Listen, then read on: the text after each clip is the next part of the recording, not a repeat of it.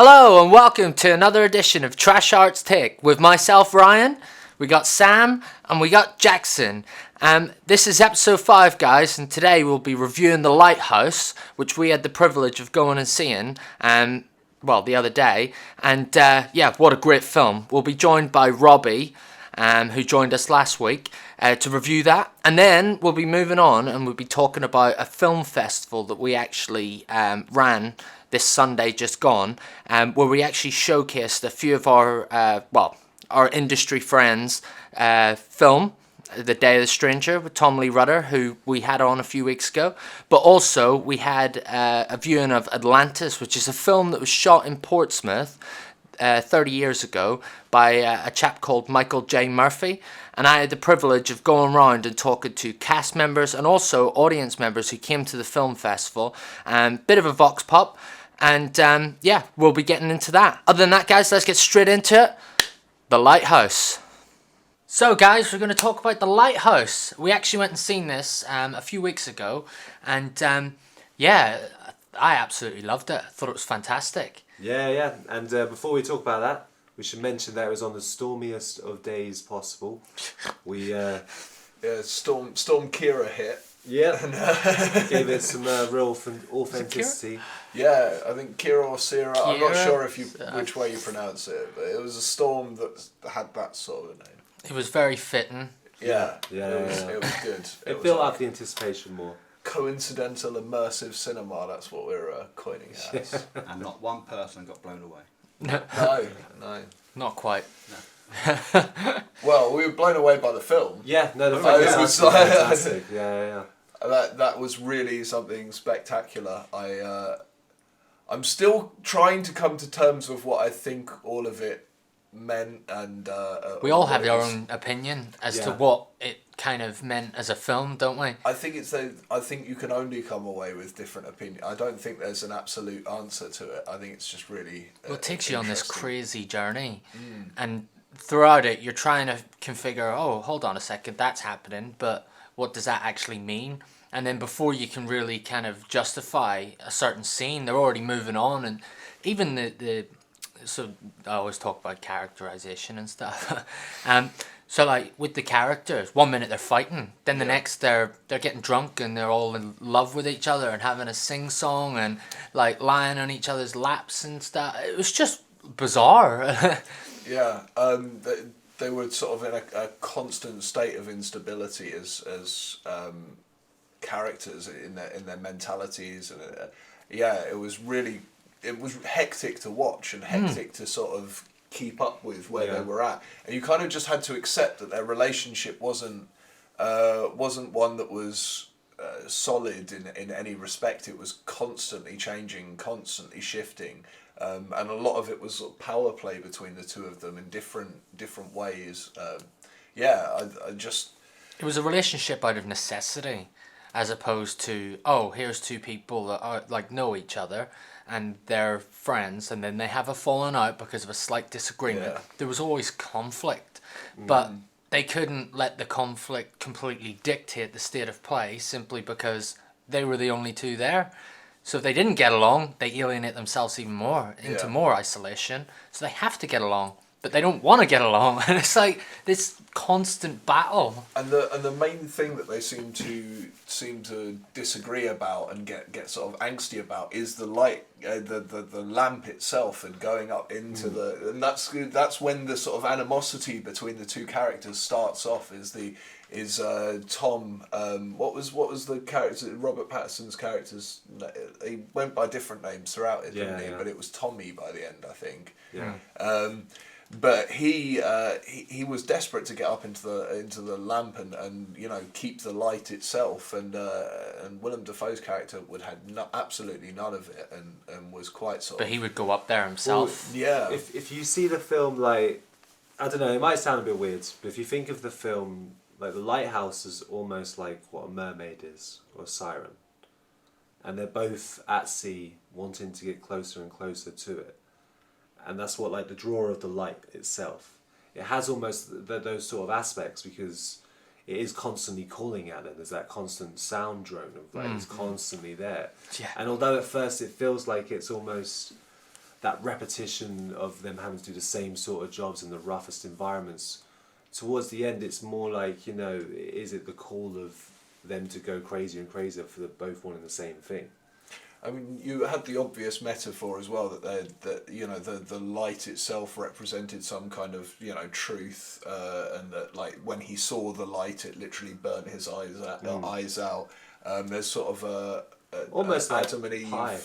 Yeah, there's that sort of reaching perfection and it destroying you. Yeah. Yeah. I mean, halfway through, I literally thought it would be actually a ghost story, but then it turned out that it wasn't a ghost story. But if that was your take on it, then it could have been a ghost story. Yeah. Well, this is the thing. It's still a horror movie. It still plays to the horror tropes. Yeah. It doesn't necessarily have to have anything that goes over the top with it, but it's definitely a horrifying experience. And it's kind of like what Roger Eggers did with his first film, The Witch. The Witch is a horror film because it's very much specifically, you know, there's a witch in it. That's definitely there. It's not a witch. There's a witch. Yeah. But it doesn't focus on the horror tropes you expect. It plays on the characters and this sense of dread and lack of any hope. And The Lighthouse goes in a similar direction, but plays more to madness and just all those different levels of, like, if there were a list of stages of madness, it kind of ticked all of them as it was going along. But there was also this big, big focus on different activities that gave them relief. Like, you know, not to be crude, but pissing, shitting, wanking, farting. Yeah, Well, even like singing. anything. Huh? Even singing, like when they're singing Yeah. the sea shanties, Yeah. that's a release. And Drinking, dancing.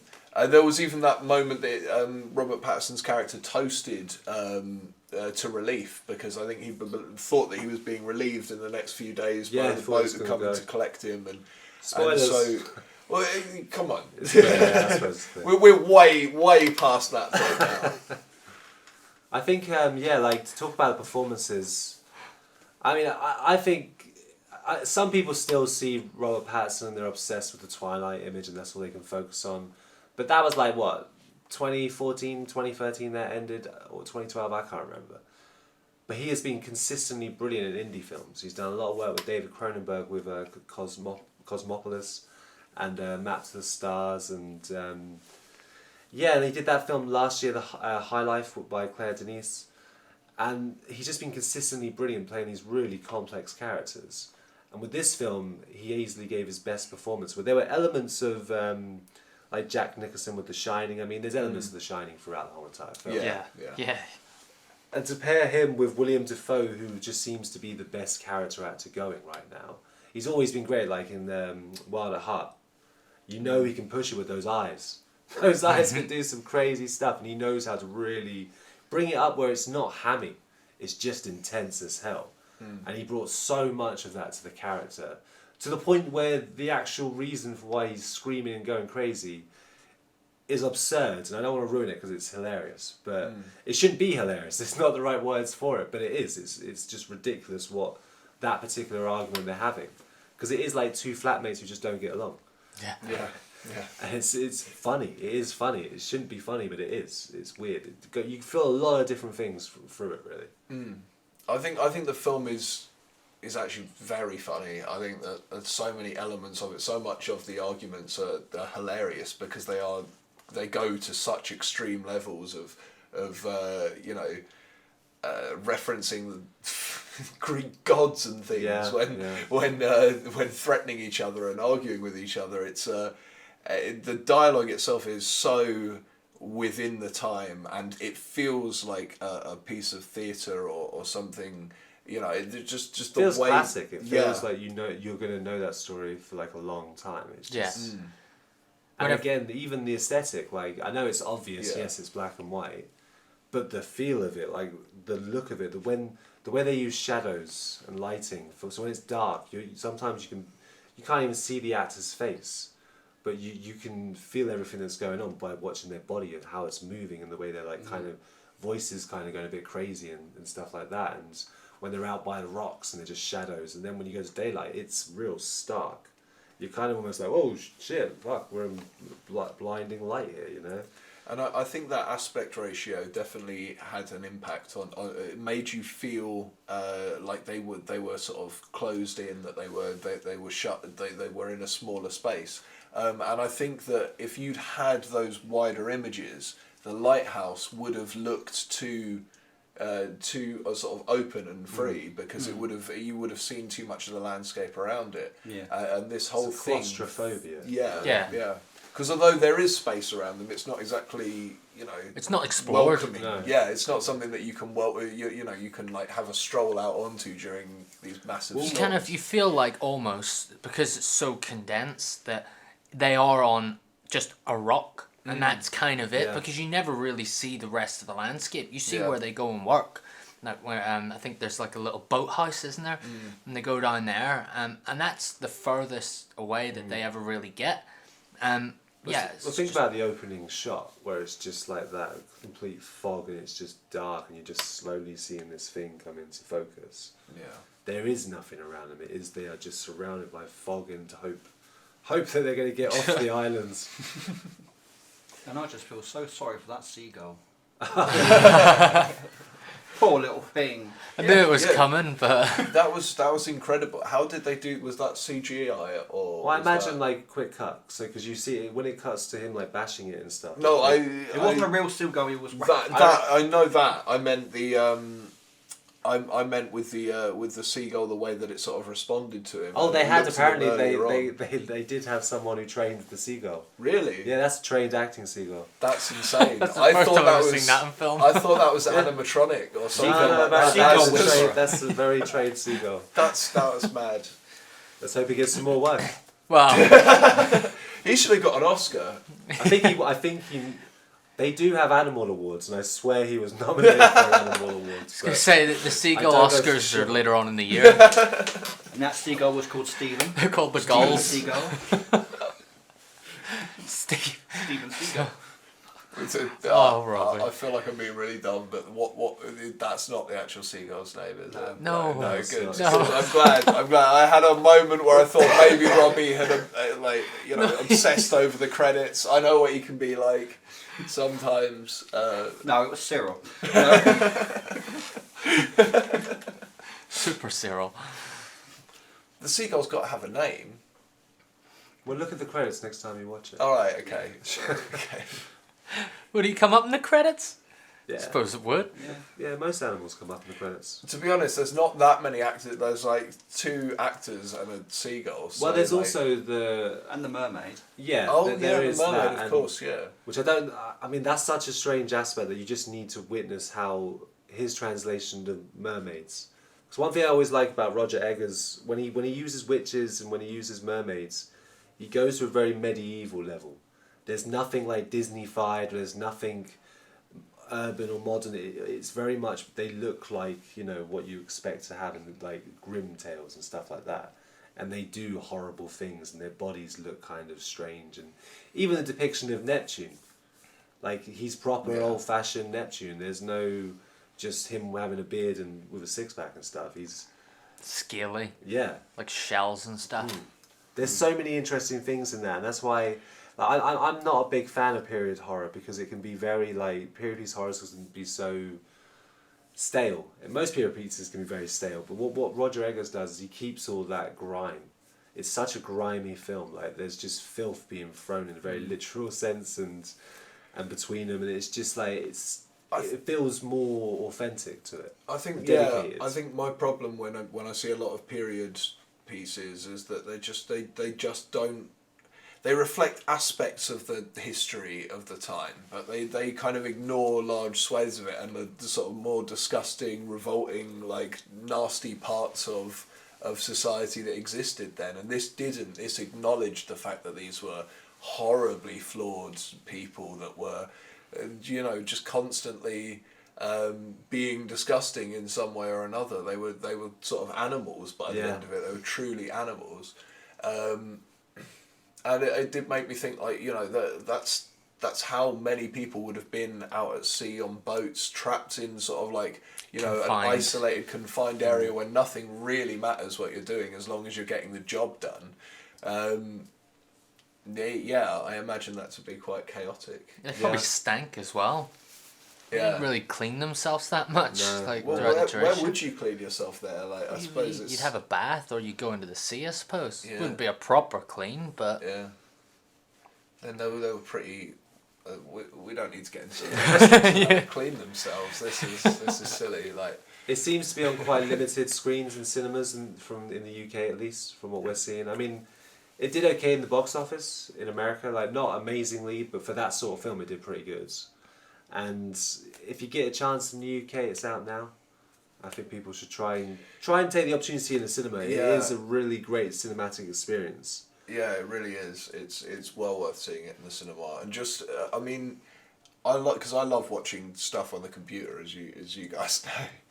But like, you end up just on your phone and so when you go to the cinema, it does just make you like switch off and like just pay full attention to everything that's going on. I mean, and with that kind of film, that's what you want. Yeah. I mean, I was so glued to the film that I was like popcorn in one hand, drinking the other. I put the drink down, and of course I was eating the popcorn, but because I was so intrigued in the film, I kept misting my mouth. So when the lights came on, I was covered head to toe in popcorn.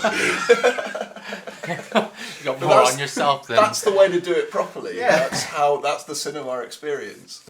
So guys, now we're going to move on to the event that we ran on Sunday, just gone, called the Real Indie Film Festival. And basically we managed to showcase a few different films, one of which was our own, and one of which was called Atlantis. Atlantis was actually filmed in Portsmouth 30 years ago, but when you're watching it, you wouldn't believe it was actually in Portsmouth. It's really well done, and it's by a director called Michael J. Murphy, who unfortunately is no longer with us. But I had the pleasure of actually speaking to a load of the cast members who were involved in that film 30 years ago. Some we've actually had the privilege of working with as well.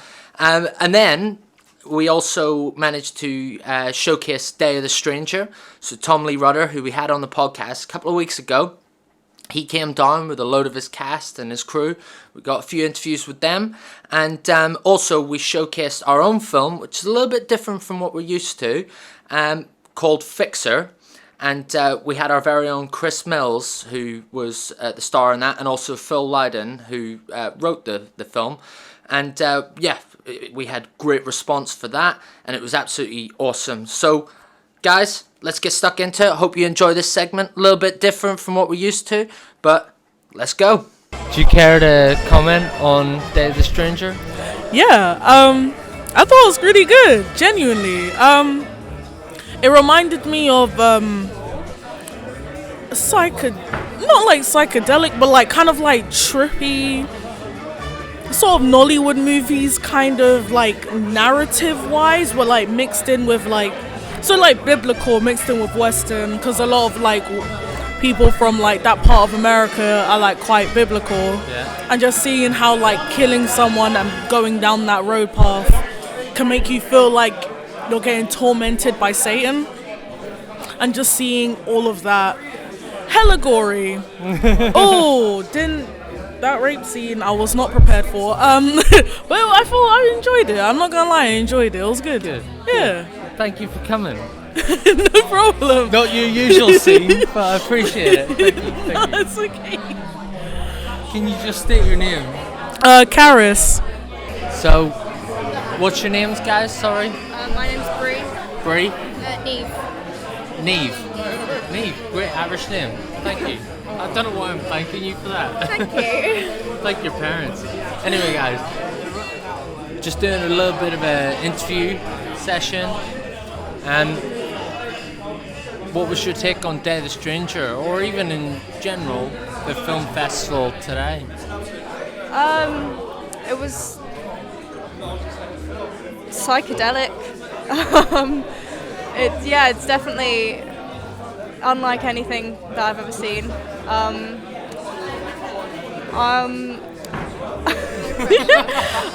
Yeah. I'm Lost for words. Yeah, I am definitely lost for words. It's going to take a while to kind of sort out what I'm gathering from it. What about yourself, Neve? Well, again, it was definitely something I've never seen before. I could tell that it was Western inspired, obviously, and I'm quite perplexed. I don't. In a good way? In a good way and in a I'm confused way. But also, I thought the editing was very well done because it did that to me. Like with the moments where everything's overlapping each other. And I think there's a moment where there's like a mountain in the background and the sky just goes up. So I like that. Can I let you guys into a little bit of insight? This film took 6 years to film. 6 years? Yeah. Wow. Different cast members and loads of alterations to the script. A credit to the guy who directed it, Tom. And so yeah. Where was it filmed? Pardon? Where was it filmed? Birmingham. Really? Yeah. The whole thing? Yeah. Wow, that's impressive. Where's the sand at?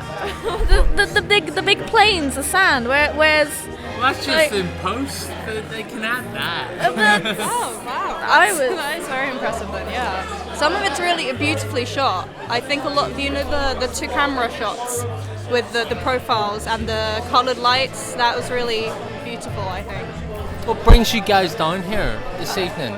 We're film students, so yeah, we were just looking to get a bit of experience with indie films. So I'm now with Rob, and yeah, Rob, what was your take on Day of the Stranger? I think very unique. I haven't seen anything like it before. I think it probably have quite a big cult following, and it's nice to see it in kind of an intimate setting with the director and the crew and that here as well. So yeah, I think it's been a success. Nice. Yeah. You got any takes from the festival itself? Your own opinions, being a filmmaker? As I say, it's nice to have an intimate venue, and it's nice to have kind of the faces that pop up in the community. It's nice for us all to be here together. So yeah, I think it's a really nice idea. Good man. Okay. Thank you. Cheers, mate. Thank you. What did you make of Day of the Stranger? I was very impressed. Obviously, a very great deal of work went into it. I hear it took 6 years, was it? Yes, I knew it was over 4 years. Yeah, and I bet the people that behind it, and they seem. I don't know where they got the imagination from. There's some really striking things in there. Really striking things, and sometimes I wonder how people get the imagination and the ideas from. You look at them, you think that's a nice person, and then you see that and you think, What was your favourite bit? My favourite bit.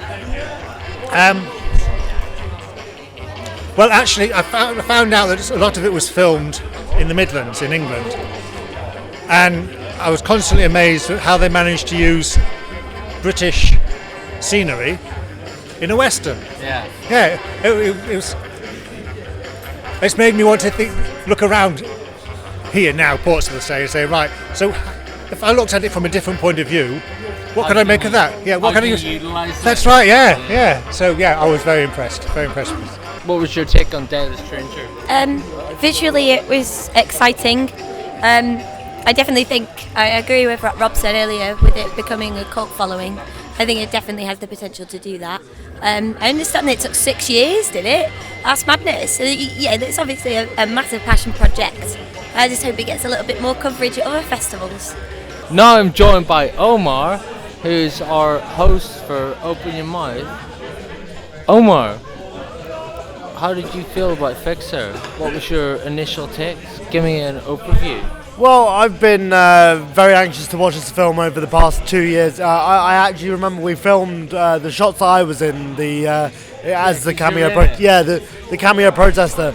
You know, as I've been really looking forward to watching it. I think it's come out fantastically. It's come together really nicely as a piece. Easy to watch as well, like very easy narrative, and very satisfying as an overall piece. Yeah. So right now I'm joined by Kayla, who's been involved with the Truthful Life. She's never seen the Fixer. She's never been involved in the Fixer. So, what was your thoughts? I thought it was really good. I really liked it. It's really well done, really well shot as well. quite a lot of appearances from known actors from Trash Arts. Anything else you want to say? I really like the soundtrack. I really, really like it. Yeah, I said exactly the same. It's fair. So we're here with Patrick. Patrick's a star in Atlantis. I just want to know what I've asked Phil and I've asked Steve the same question. What's it like seeing the film 30 years later? Bloody thrilling. It's absolutely bloody thrilling, honestly. God, we were all so young and strong and confident, and I didn't recognise you, honestly. you didn't. No. And then it got to the there you end, go. and I was like, oh. Yeah. Yeah, no, it was thrilling. Well done to Sam and everyone who's arranged this. It's many years have passed, people have passed. There's at least 3 that haven't survived this. I didn't and realise. it's a good feeling. I didn't realise until Sam told me that your missus is also in the film. Yes, she is. She was the brothel keeper. Yeah. And where it was filmed, it was not much bigger than this space in its entirety. And it was a lecture hall at St James Mental Hospital. Really? Yeah, and it's where Kate took her final exams. So she took her final exams there, went on to be a nurse, and a few years later it was being pulled down. Michael got hold of it, and we all piled in there, and we made a film. And it was a remarkable film. It's, lot of fun. Great deal of pride. Good. It's nice to sit there and look back and think, Jesus, did I look that young, handsome, you know? You're still handsome. Thank you, but there's some good acting going on in there. Yeah. Yeah, I give you that. It's a thrill. So, guys, we got Jude, June, and Kit, who were stars in Atlantis, and I have the pleasure to interview all 3 of these lovely ladies. So, first things first. Like I've spoke to Phil, I spoke to Steve, I spoke to Patrick. I just want to know, from your perspective, what's it like seeing the film 30 years later? It's brilliant. It's absolutely brilliant. It was so enjoyable. You forget how crazy it was and how much fun we had, and all those ridiculous special effects. But they were quite cutting edge at the time for somebody that was kind of doing it in his shed. Yes, he did those in his shed. Yeah, he did. And I thought the outfits were amazing. I'd forgotten how good Jude's outfit made all the guards' costumes. Did she? Yes, all those lovely red guard costumes with yards of cheap material that I think Michael bought. Jude sewed all those on. Did you do your outfits as well? Yeah, I did make all my outfits, although every time they were my first wedding gown, which, because I got married in the 80s, there was bloody masses of it, and I made about 4 costumes out of one gown, but I don't know whether you noticed, it was quite low cut. And he kept saying to me, I didn't notice. No, it's got to be lower, Jude, it's got to be lower. Cut that a bit lower. And there were a couple of scenes where there was a little costume. We had a wardrobe malfunction. Definitely, yeah. That's all you put it down to. Wardrobe malfunction. And we did all our own stunts. Yeah. June and I did all the special effects when we did the sawdust in the bags. Yes, we stood up on the top, out of shot, on ladders, and we were throwing bags of sawdust and these big paper mache boulders which were bouncing off people's heads. So I don't know that they look very boulder-like. So many people were laughing in the destruction scene. He would go bloody ballistic, going, "Stop bloody laughing!" It was so funny. Oh, it was great fun. It was great fun to make. Happy days. I just can't believe that people now want to watch it though, because speaking to a couple of people and they're so interested in what Mike was doing then. Yeah. Well, it's really interesting because one of the guys we associate ourselves with is a guy called Tom. So You've got 15 minutes and the popcorn is now free. thanks, You Sam. want popcorn? It's over there and it's free now. Sam, shut up! Anyway, sorry. So Tom, Tom Lee Rudder is a good friend of ours, and he made Day of the Stranger, and like he was massively inspired by Atlantis. Was he really? Yeah. Bless his Like heart. what is it? Michael J. Murphy, isn't it? Yeah. He was massively inspired by his work, and Atlantis is one of his like signet pieces that made him want to become a filmmaker. So to have you guys here, I'll have to introduce you guys I've too. spoken to him actually. Oh, is that he said yeah, that, fair. yeah. But Michael was very clever because he would make all those costumes, all this sort of jewellery he made out of mud rock. He would paint it all. He painted all those sets. That was an empty building in the deserted School of Nursing, actually, Yes, at that's St right. James. Yeah. Michael painted all those Made all sets. the sets. Yeah, he made all the sets. All the special effects he did himself. He made Went a lot above of the and beyond. costumes. You did. Yeah, he was tireless. Absolutely tireless. in Very, his very, zeal very with everything. creative. Yeah. Very creative. I really love the final scene as well, which I think he filmed mainly in London. And I think all those people that don't even know that they're in this film, I think that's amazing. Don't Yeah. know the punks and the little old men and the tramp and everything. I think he went to It's even sorry for me. So it's not my interview. Sorry. You go on. I think he went to stay with his sister-in-law for a few days and just took loads of shots around London, didn't he? Yeah. And then he came back and well, we didn't film in order, obviously, but yeah, it was. Oh, it's such good fun. Well, we've all been friends ever since, haven't we? So can I just ask you guys? Sorry. What does the future hold for the three of you? Are you guys gonna do some more films or? Bits and bobs. We do. Well, we're in the next one actually. We're very doing one with briefly. Steve, aren't we? Ian Fixer. Kate is in Fixer. I've got a little tiny bit where I'm interviewing her. I think I say about 3 words. I've got a cameo role, darling, in Fixer. But we're also in one that Steve's doing. Yes. Steve Longhurst, the butcher, who's disappeared. Yeah. He's making a film, and we're you're an estate agent, and Yeah. I'm a wife that keeps seeing A things. haunted woman. A haunted woman with a husband that doesn't believe her.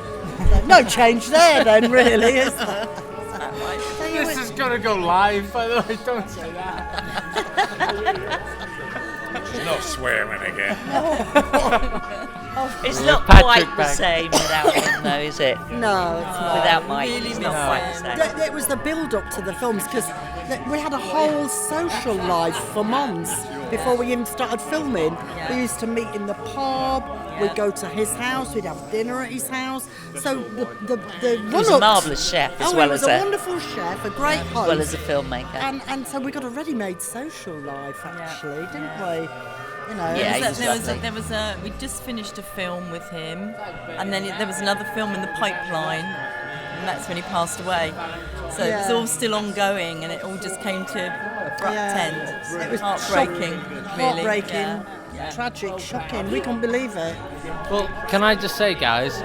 I know I'm recording this right now. This probably will get cut, but we run a company called Trash Arts. We're the ones that put on this evening tonight. It's been great fun, thanks. No, don't thank us. Thank yourselves.